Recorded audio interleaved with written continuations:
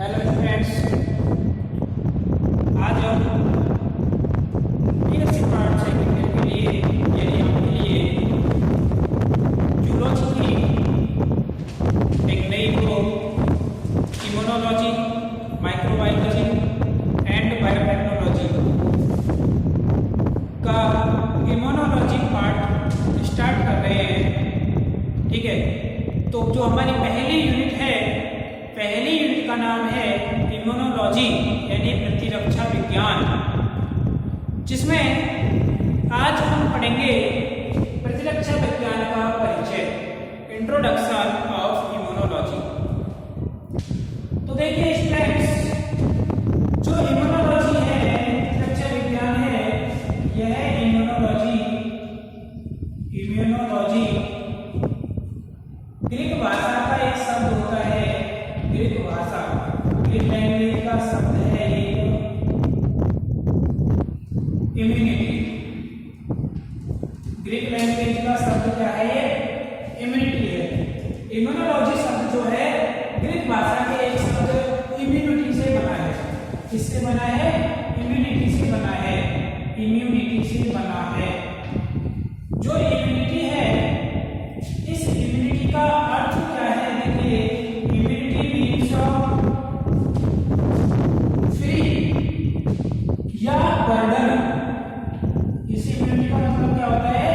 Free अथवा burden. इनका मतलब है बोझ से मुक्ति। इनका मतलब क्या है? बोझ से मुक्ति। जिस तरह से हमारे ऊपर कोई किसी तरह का बोझ होता है, उस बोझ को हम निपटाने की कोशिश करते हैं, इसी तरह से हमारे शरीर के अंदर कुछ ऐसी क्रियाएं होती हैं, जीवाणु क्रियाएं होती हैं। उन जीवाणु क्रियाओं को जो निपटाया जाता है, उसे हम क्या बोलते हैं? वह क्षमता है। तो जो इम्यूनिटी है, ग्रीक भाषा का शब्द है, जिसका अर्थ क्या होगा? फ्री और बर्डन यानी बोझ से मुक्ति। अर्थात क्या कह सकते हैं? कि हम जानते हैं कि जो हमारे शरीर में बाहर से कोई भी कारक प्रवेश करता है, वह कारक क्या कहलाता है? एंटीजन कहलाता है। और उस एंटीजन के खिलाफ हमारे शरीर में क्या बनाई जाती है? प्रतिरक्षाएं बनाई जाती हैं। यानी जो बाहर से हमारे शरीर में एंटीजन प्रवेश कर रहे हैं, उन एंटीजन से सुरक्षा के लिए हमारे शरीर में कुछ क्षमता पाई जाती है। उस क्षमता को हम क्या कह रहे हैं? इम्यूनिटी पावर कहते हैं। इम्यूनिटी, प्रतिरक्षी क्षमता। ठीक है, तो प्रतिरक्षी क्षमता क्या है? देखिए, एक चीज बता दूं मैं आपको कि जो बाहर से फॉरेन पार्टिकल यानी बाह्य पदार्थ, जिन्हें हम एंटीजन कह रहे हैं, वो प्रवेश करते हैं, तो वो हमारे शरीर के लिए कैसे होते हैं? रोग कारक होते हैं, हानिकारक होते हैं, जिनको हमारी बॉडी क्या करती है? नष्ट करने की कोशिश करती है। उनको नष्ट कई प्रकार से किया जा सकता है। जो उनको नष्ट करने की क्षमता है, जिसको हम क्या कह रहे हैं? इम्यूनिटी कह रहे हैं। यानी उनसे बोझ से मुक्ति मिल रही है हमें। हमारे शरीर में जो बाह्य पदार्थ प्रवेश कर रहे हैं, उनसे क्या मिल रही है? मुक्ति मिल रही है। तो उसी को हम क्या कहते हैं? इम्यूनिटी। ठीक है, तो जो इसका अर्थ क्या हो गया? रोगों से सुरक्षा है, रोग कारकों से सुरक्षा। इसका मतलब क्या हो गया? रोग कारकों से सुरक्षा, अर्थात रोग कारकों से सुरक्षा। ठीक है, अतः क्या कह सकते हैं हम कि जो इम्यूनोलॉजी है वो क्या होगी? तो जो इम्यूनोलॉजी की हम परिभाषा दे सकते हैं हम किस तरह से? देखिए, अर्थ है इम्यूनोलॉजी क्या है? किसकी शाखा है? वो विज्ञान की शाखा है। अतः विज्ञान की वह शाखा, विज्ञान की वह शाखा जिसके अंतर्गत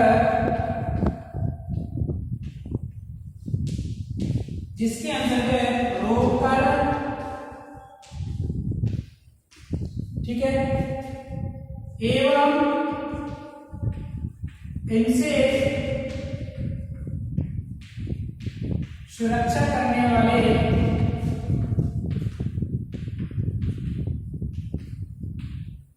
कारकों अथवा क्या कह सकते हैं इसका इम्यूनिटी पावर, अथवा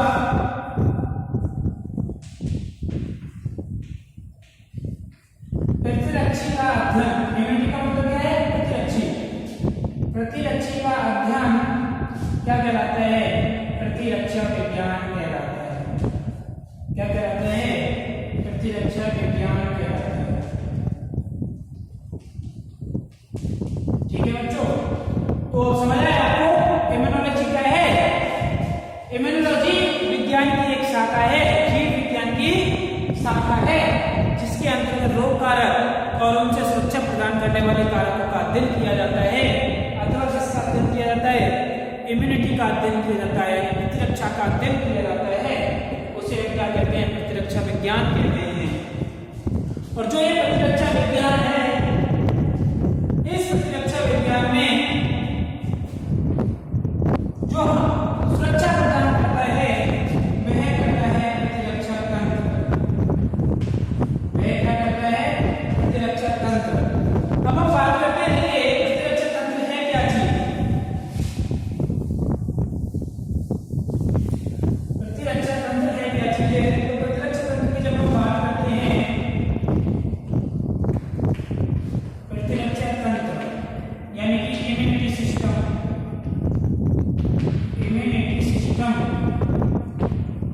तो जो इम्यूनिटी सिस्टम है क्या है?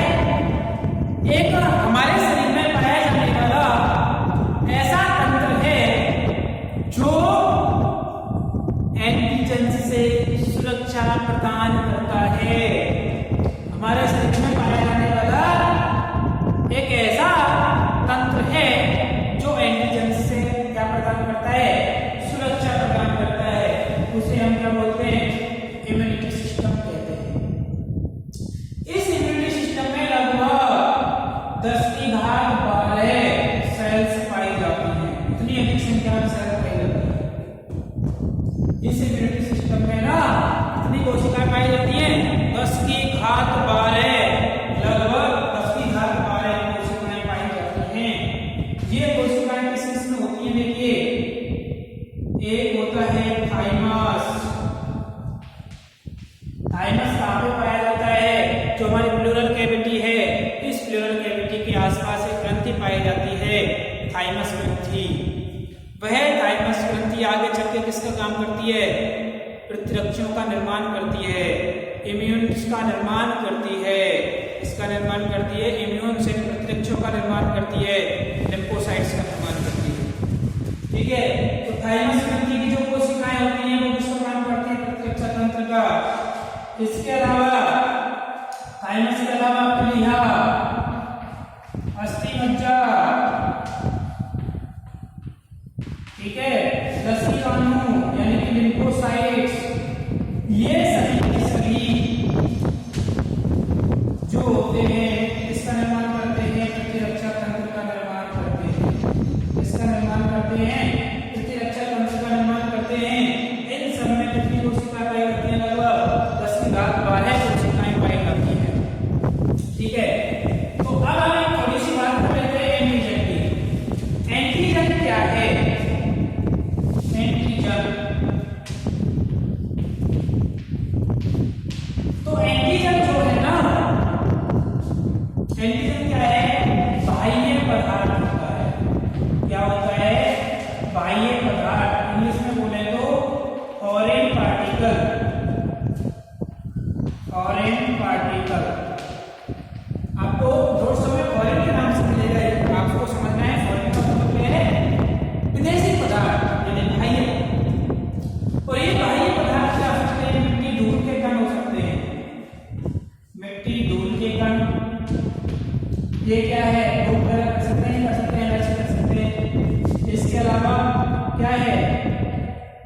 जो क्या नाम है, पादपों के परागकण, ठीक है, ये किस तरह कार्य कर सकते हैं, एंटीजन के रूप में कार्य कर सकते हैं। जीवाणु, विषाणु, अन्य सूक्ष्म एवं अन्य सूक्ष्म जीव, ये किसका कार्य करते हैं, सभी के सभी बाह्य पदार्थ यानी एंटीजन का कार्य करते हैं। ये जब हमारे शरीर में प्रवेश करते हैं ना, तो प्रवेश करते हैं तो इनके द्वारा क्या है, विशिष्ट पदार्थों का संश्लेषण किया जाता है। विशिष्ट पदार्थों का संश्लेषण किया जाता है और वे विशिष्ट पदार्थ क्या होते हैं, आवेश कहलाते हैं। जो इनके द्वारा एंटीजन के द्वारा ये एंटीजन जब हमारे शरीर में प्रवेश करेंगे तो प्रवेश करने पर इनके द्वारा इनका स्राव किया जाता है विशिष्ट पदार्थों का, और उन विशिष्ट पदार्थों को हम क्या कहते हैं, आवेश टॉक्सिन, टॉक्सिन कहते हैं। जहरीले पदार्थ हैं और ये जहरीले पदार्थ हमारे शरीर को क्या बना देते हैं, रोगग्रस्त बना देते हैं। ठीक है, तो जब हमारा शरीर रोगग्रस्त हो जाएगा तो हम किसी काम के नहीं रहेंगे।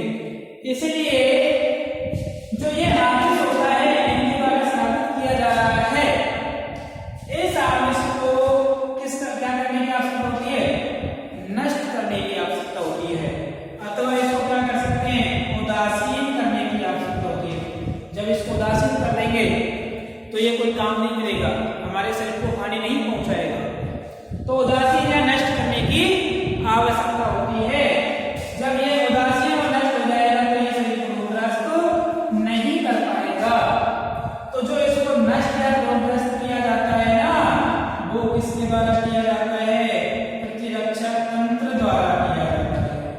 किसके द्वारा किया जाता है, प्रतिरक्षा तंत्र द्वारा।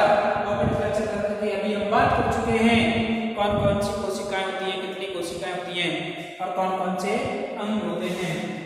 इसलिए क्या हो गया, प्रतिरक्षा तंत्र, ठीक है।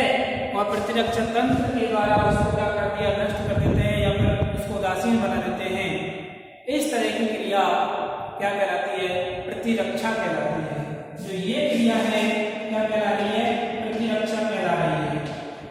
उसको नष्ट कर दिया किस तरह, प्रतिरक्षा तंत्र के द्वारा, और वह क्रिया क्या कहलाई, प्रतिरक्षा यानी इम्यूनिटी कहलाई।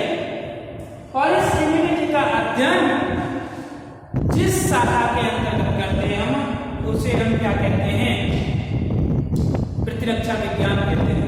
तो आपने जाना है प्रतिरक्षा विज्ञान। अब एक शब्द आया यहाँ पे टॉक्सिन, ये शब्द आया है टॉक्सिन।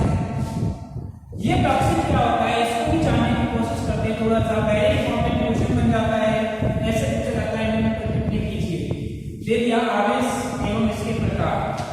तो क्या होता है टॉक्सिन, टॉक्सिन यानी कि आवेश, हिंदी में इसको क्या बोलते हैं, आवेश।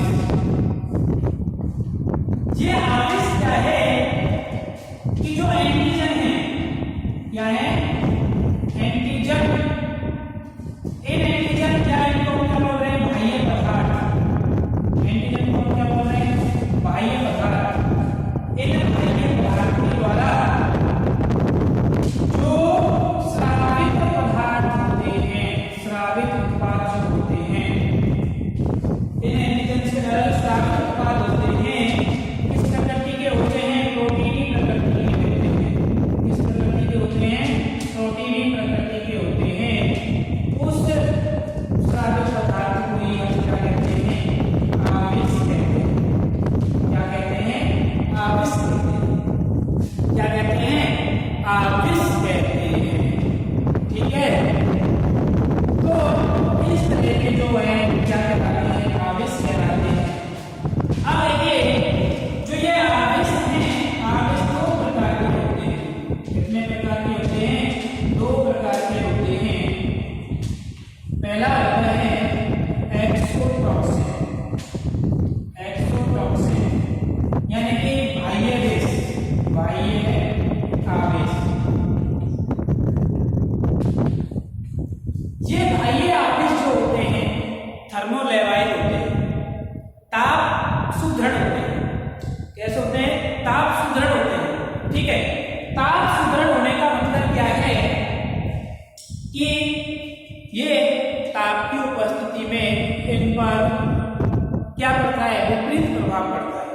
ठीक है। इसके अलावा जो एक्सोटॉक्सिन है जीवाणु के बाह्य शरीर द्वारा स्रावित किए जाते हैं और ये कोशिका भित्ति के नष्ट होने पर ही क्रिया करते हैं।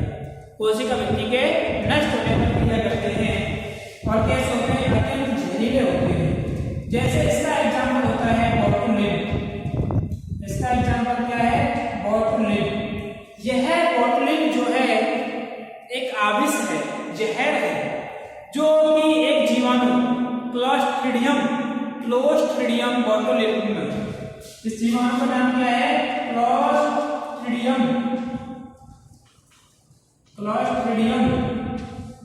बोटुलिज्म। क्लोस्ट्रिडियम बोटुलिज्म जीवाणु के द्वारा स्रावित किया जाता है बोटुलिन जहर, जो किस प्रकृति का होता है? एक्सोटॉक्सिन प्रकृति का होता है और यह अत्यंत जहरीला विष है। कैसा है? अत्यंत जहरीला विष है। ठीक है, जो कि कहाँ पाया जाता है? जलीय जीवाणु में पाया जाता है। अभी आपने इसका एक उदाहरण देखा सांवर झील में। सांवर झील में आपने देखा कुछ दिन पहले, 5-6 महीने बाद पहले है, तो 5-6 महीने पहले देखा आपने, लगभग दिसंबर जनवरी की बात है। उस दौरान सांवर झील में बहुत सारे पक्षी मरे। उसके कारणों का पता लगाया तो जो है देखा गया कि सांवर झील में बोटुलिन जहर का स्रावन हो गया है, बोटुलिन जहर निर्मित हो गया है। वो किसके द्वारा हुआ है? क्लोस्ट्रिडियम बोटुलिनम द्वारा। यह इतना जहरीला होता है कि इसकी 1 किलोग्राम मात्रा पूरे संसार को नष्ट कर सकती है। बहुत जहरीला। ठीक है, तो इस तरह से ये होता है एक्सोटॉक्सिन। और दूसरे होते हैं एंडोटॉक्सिन। दूसरे कौन से होते हैं? एंडोटॉक्सिन। ठीक है, यानी अंतः विष। इनको क्या बोलते हैं? अंतः विष। ये अंतः विष जो होते हैं शरीर के अंदर स्रावित होते हैं और अत्यधिक जहरीले होते हैं, ताप स्थिर होते हैं, थर्मोस्टेबल होते हैं, ताप स्थिर होते हैं। तो इस तरह से ये आविश होते हैं। जो ये आविश है, हम आविश की बात कर चुके हैं। ये आविश हमारे शरीर को क्या करते हैं? प्रभावित करते हैं और हमारे शरीर को क्या करते हैं? रोगग्रस्त करते हैं। तो रोगग्रस्त होने से बचाने के लिए हमारे शरीर में क्या पाया जा रहा है? प्रतिरक्षक तंत्र। ठीक है, रोगग्रस्त होने से बचने के लिए हमारे शरीर में क्या पाया जा रहा है? प्रतिरक्षक तंत्र। और प्रतिरक्षक तंत्र क्या करता है? हमारी प्रतिरक्षा करता है, सुरक्षा करता है। प्रतिरक्षा का मतलब सुरक्षा। अब जो उन आविषों से सुरक्षा है ना, वो प्रतिरक्षा कह रहे हैं अपन उसको। यह प्रतिरक्षा 2 प्रकार की होती है। एक होती है अविशिष्ट या स्वभावज, दूसरी होती है विशिष्ट। अविशिष्ट का मतलब कोई हमारे शरीर में बाह्य पदार्थ प्रवेश किया। जैसे मान लीजिए क्या हुआ, कोई जीवाणु ने हमारे शरीर पर अटैक किया, तो हमारे शरीर से अटैच हुआ, उसने डंक मारा, ठीक है, या फिर हमारे शरीर पर अटैक किया, पसीने की तरह उसका नष्ट हो गया, आंख में घुस गया तो आंख में आंसू आएगा। आंख में आंसू में जो आंख में आंसू होता है, आंसू में एक एंजाइम पाया जाता है। उस एंजाइम का नाम होता है म्यूरामिडेज। उस एंजाइम का नाम क्या होता है? म्यूरामिडेज। यह म्यूरामिडेज इसको क्या कर देगा? नष्ट कर देगा। ठीक है, तो इस तरह से जो ऐसी प्रतिरक्षा जो शरीर में पहले से ही उपलब्ध है, उसका पूर्व ज्ञान से कोई संबंध नहीं होता है। जीवाणु के पूर्व ज्ञान से संबंध कुछ नहीं होता है। वो सभी प्रकार के जीवाणु के लिए, सभी प्रकार के एंटीजेंस के लिए एक समान होती है। उसका कोई विशिष्टीकरण नहीं होता है। ठीक है, जैसे कोई शरीर में प्रवेश किया एंटीजन, तो हमारे शरीर में क्या जाता है? फीवर आ जाता है, बुखार आ जाता है। कोई जीवाणु ने हमको काटा है ना, मच्छर ने काटा, तो वहां पे क्या? सूजन आ जाती है। सूजन का आना, बुखार का आना, ये क्या है? अविशिष्ट प्रतिरक्षा होती है, विशिष्ट प्रकार की नहीं होती है। ये तो हमेशा ही होती है, नॉर्मली होता है ऐसा, जब भी कोई हमारे शरीर में एंटीजन प्रवेश करता है, जिसको हम क्या बोल रहे हैं? अविशिष्ट। और इसी को हम क्या बोलते हैं? स्वभावज, यानी इनमें। स्वभावज का मतलब क्या है?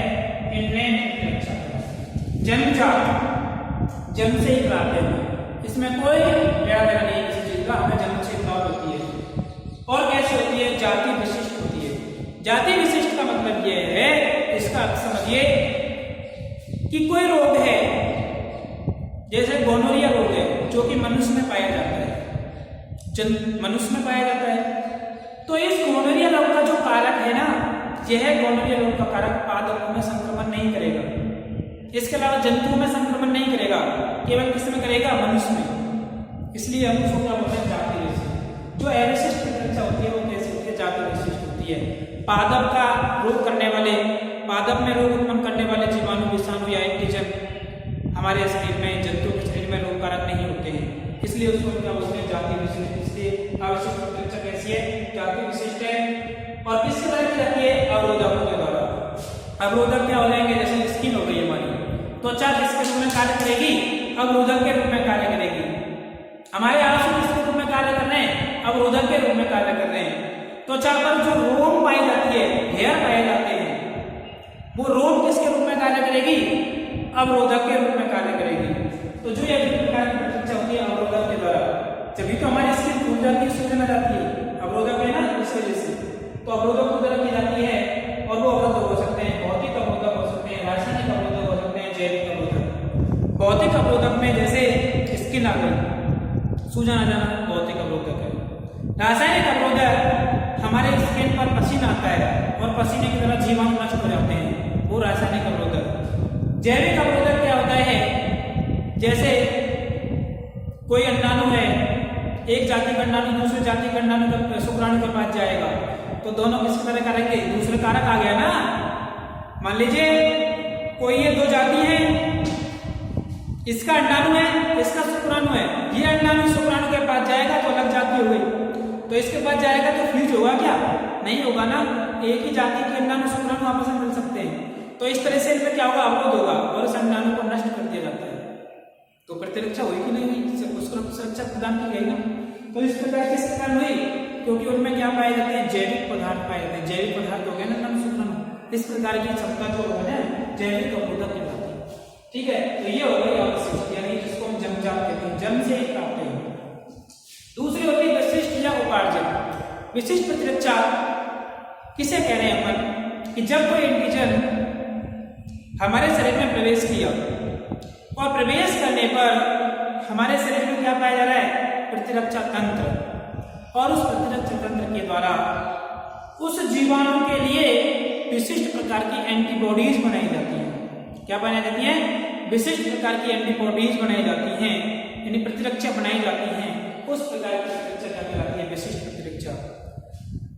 यह जो प्रतिरक्षा होती है जीवाणु के पूर्व ज्ञान पर आधारित होती है, किस तरह का जीवाणु है, उसकी किस प्रकार की प्रकृति है, उस प्रकृति के आधार पर ही प्रतिरक्षा बनाई जाती हैं। उसे विशिष्ट प्रतिरक्षा या उपार्जित प्रतिरक्षा कहते हैं, मतलब ग्रहण की जाती है। जब भी कोई जीवाणु हमारे शरीर में अटैक करेगा, उसी वक्त जो है प्रतिरक्षा बनाई जाती है, इसलिए इसको कहा जाता है उपार्जित प्रतिरक्षा।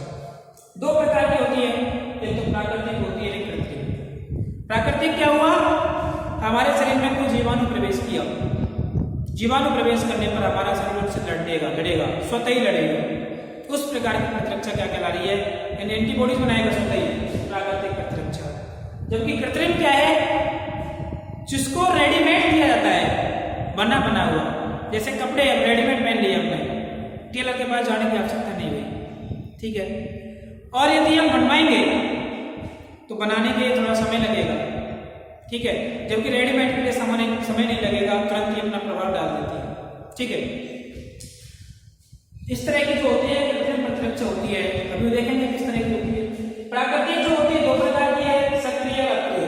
सक्रिय प्रतिरक्षा कैसी होती है, सक्रिय मतलब कोई एंटीजन जब हमारे शरीर में प्रवेश किया तो वो किसकी तरह कार्य करेगा, एंटीजन के रूप में कार्य करेगा। एंटीजन जब प्रवेश किया तो उसने हमारे शरीर को क्या किया, प्रभावित कर दिया।